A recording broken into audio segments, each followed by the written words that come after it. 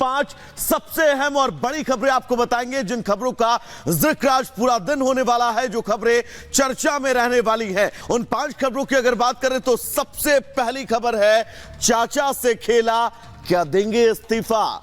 दूसरी बड़ी खबर दरअसल मिशन दक्षिण पर प्रधानमंत्री मोदी हैं। तीसरी बड़ी खबर है, सीएए पर आज सुप्रीम कोर्ट में सुनवाई है। चौथी बड़ी खबर है कि क्या राज ठाकरे भी एनडीए के खेमे में शामिल होने वाले हैं। और पांचवी बड़ी खबर, मौलाना तौकीर रजा की आखिर गिरफ्तारी कब होगी, क्योंकि उत्तर प्रदेश पुलिस मौलाना तौकीर रजा को पिछले कई दिनों से तलाश रही है। आखिरी लोकेशन उनकी दिल्ली में मिलती है और अब लगातार तौकीर रजा की तलाश जारी है।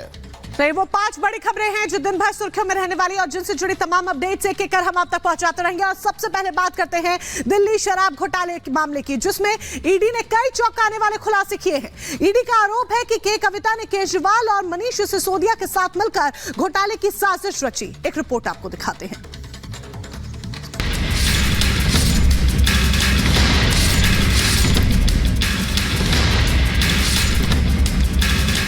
भारतीय जनता पार्टी के दबाव में ईडी सीबीआई समन भेजती है। अरविंद केजरीवाल जी बहुत ही लापरवाह नेता हैं, वो अभी भी जांच से भाग रहे हैं। केंद्र सरकार परेशान है कि मुख्यमंत्री ईडी द्वारा गिरफ्तार नहीं कर पाए।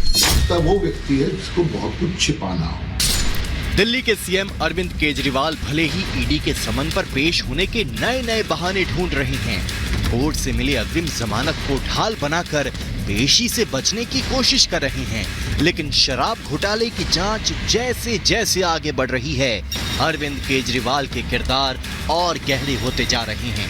पिछले हफ्ते दिल्ली शराब घोटाले में गिरफ्तार के कविता ने ईडी के रिमांड पर सुनवाई के दौरान ईडी ने कोर्ट के सामने कई चौंकाने वाले खुलासे किए।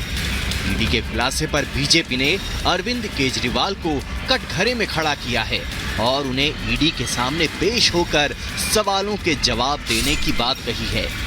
इस देश की कचहरियां जो हैं वो बार बार बोल रही हैं कि आम आदमी पार्टी के लीडर्स के खिलाफ प्राइमा फेसी एविडेंस एस्टैब्लिश हो गई है, इसीलिए तो बार बार हर किसी की बेल रिजेक्ट हो रही है। केवल सत्येंद्र जैन जी की बेल रिजेक्ट नहीं हुई, अभी मनीष सिसोदिया जी की क्यूरेटिव पिटीशन भी डिसमिस हुई है। लेकिन दिल्ली के मुख्यमंत्री माननीय अरविंद केजरीवाल जी बहुत ही लापरवाह नेता हैं, वो अभी भी जाँच से भाग रहे हैं, उन जाँच में नहीं जुड़ रहे। उनको फर्क नहीं पड़ रहा कि उनके साथी नेता जो है उनकी बेल बार बार रिजेक्ट हो रही है।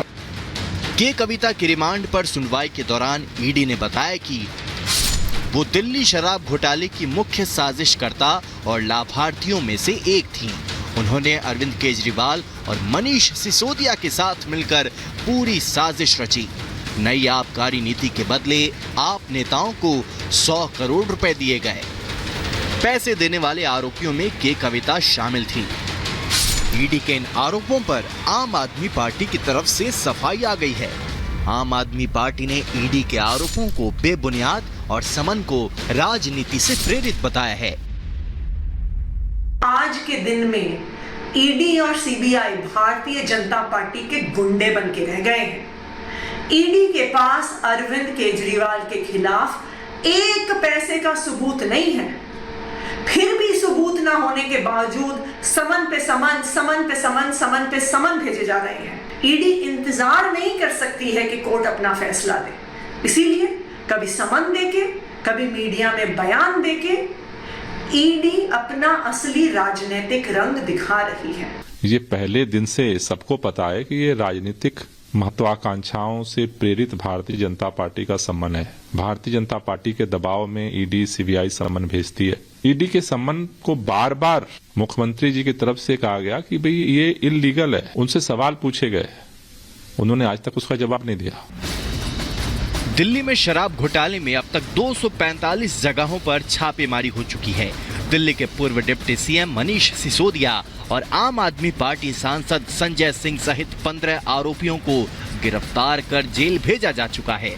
इस मामले में अब तक कुल 6 आरोप पत्र दाखिल किए जा चुके हैं, जबकि 128 करोड़ से अधिक की संपत्ति कुर्क की गई है। इसके बावजूद आम आदमी पार्टी के नेता पूरे घोटाले को फर्जी बता रहे हैं। आम आदमी पार्टी का आरोप है कि ईडी को हथियार बनाकर बीजेपी अरविंद केजरीवाल को 2024 चुनाव में रोकना चाहती है। तो वहीं बीजेपी नेता बार बार अरविंद केजरीवाल और आम आदमी पार्टी को भ्रष्टाचारी बता रहे हैं। केंद्र सरकार परेशान है कि मुख्यमंत्री ईडी द्वारा गिरफ्तार नहीं कर पाए। कोर्ट गए, कोर्ट में भी जमानत मिल गई। तो अब इस तरीके के कई मामले मुख्यमंत्री जी के ऊपर थोपने की कोशिश चल रही है। किसी तरीके से चुनाव से पहले अरविंद केजरीवाल को गिरफ्तार करना चाहते हैं। भागता वो व्यक्ति है जिसको बहुत कुछ छिपाना हो, और मुझे लगता है कि अरविंद केजरीवाल चूंकि भाग रहे हैं इसलिए उनको लग रहा है कि बहुत कुछ छिपा रहे हैं। दिल्ली शराब घोटाले को लेकर सियासी संग्राम छिड़ा है। ईडी अरविंद केजरीवाल को बार बार समन भेजकर पूछताछ के लिए बुला रही है, तो वहीं केजरीवाल लगातार ईडी के समन से बचने का पैंतरा आजमा रहे हैं। ऐसे में सवाल ये है कि ईडी और केजरीवाल के बीच चल रहा ये समन का खेल आखिर कब बंद होगा? ईडी के सामने पेश होकर अरविंद केजरीवाल सवालों का जवाब क्यों नहीं दे देते? क्या केजरीवाल जानबूझकर ईडी के समन से बचने का पैंतरा आजमा रहे हैं? Bureau report, Republic Bharat. तो चलिए मॉर्निंग स्पेशल में आगे बढ़ेंगे और बात करेंगे 24 के चुनाव की। दरअसल बिहार के अंदर एनडीए खेमे में सीट शेयरिंग का फॉर्मूला जो है वो तय हो चुका है। इस सीट शेयरिंग में चिराग पासवान की सीट को पार्टी को 5 सीटें मिली हैं, जबकि बात उनके चाचा पशुपति पारस की करें तो उन्हें एक भी सीट नहीं मिली है और इसके बाद उनकी बौखलाहट भी सामने आई है। इस रिपोर्ट के जरिए आपको दिखाते हैं।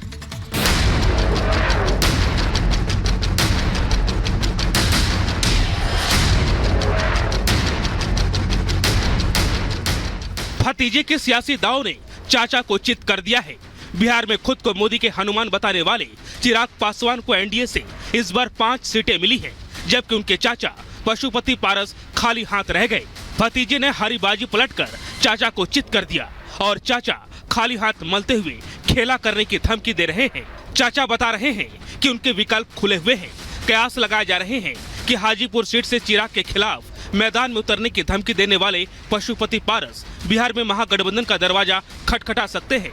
खबर है कि आज पशुपति पारस मोदी मंत्रिमंडल से इस्तीफा दे सकते हैं। जरा सुनिए चाचा के खाली हाथ रह जाने पर चिराग पासवान ने क्या कहा। क्योंकि मेरी जानकारी के हिसाब से कहीं से कोई ऑफर नहीं, but having said it all, मेरे चाचा जी ही बोलते हैं व्यक्ति बलवान नहीं होता, समय बलवान होता है। और मुझे लगता है कि समय ने आज जस्टिस किया है, न्याय किया है। उस संघर्ष को आज सम्मान मिला है। इस खून पसीने से उन्होंने जिस पार्टी के नाम को, जिस सिंबल को उन्होंने चुना था, आज भी वो फ्रीज है। इसके जिम्मेदार कौन है? मेरे पिता ने परिवार पार्टी को एकजुट रखा, पर आज उनके जाने के बाद जिस भूमिका में मेरे चाचा को होना चाहिए था वो नहीं निभाते हुए जिस तरीके से उन्होंने पार्टी में, परिवार में टूट की, मुझे लगता है आज उसी का ही परिणाम है कि आज इस खेमे में खुशी है और उधर नहीं। इस बार नवादा